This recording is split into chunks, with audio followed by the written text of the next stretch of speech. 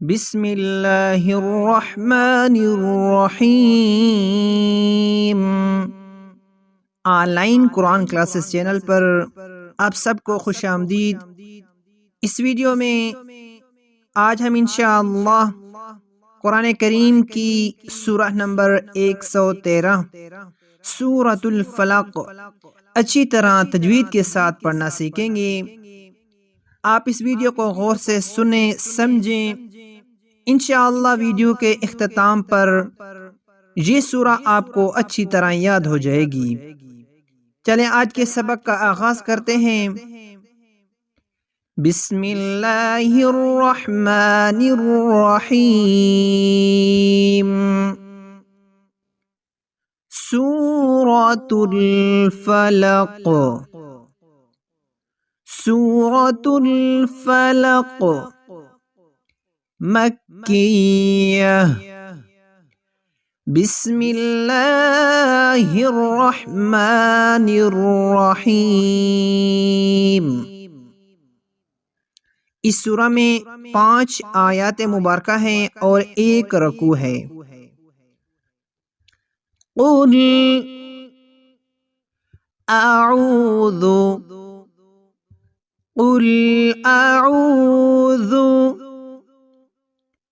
قل اعوذ برب الفلق، برب الفلق، قل اعوذ برب الفلق، قل اعوذ برب الفلق۔ توجہ سے سنے گا، انشاءاللہ آپ کو یہ سورہ اچھی طرح یاد ہو جائے گی۔ قل اعوذ برب الفلق، قل اعوذ برب الفلق من شر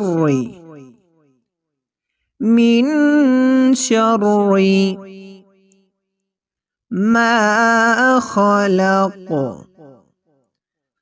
ما خلق، ما خلق، من شر ما خلق، من شر ما خلق، قل اعوذ برب الفلق من شر ما خلق، من شر ما خلق، قل اعوذ برب الفلق من شر ما خلق، ما خلق، من شر ما خلق،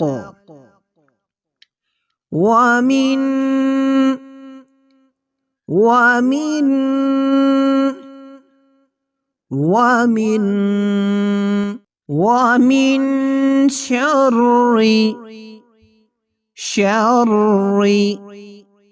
غاسق إذا وقب، غاسق، شر غاسق إذا وقب، إذا وقب، من شر غاسق إذا وقب، من شر غاسق إذا وقب، ومن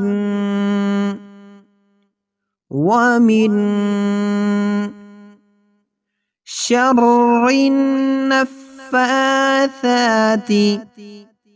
یہ لفظ تھوڑا سا مشکل ہے، اس کو غور سے سمجھیں.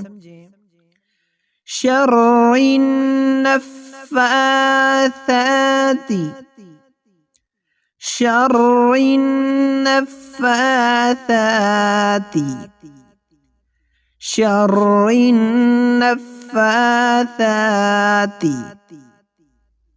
ومن شر النفاثات في العقد،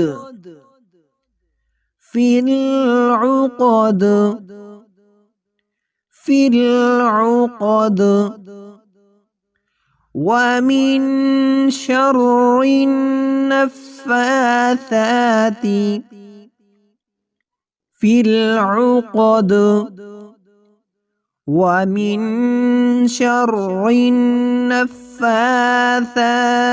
في العقد. ومن شر النفاثات في العقد.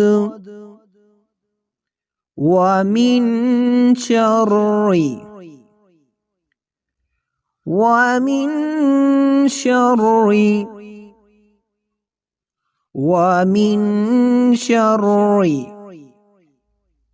حاسد،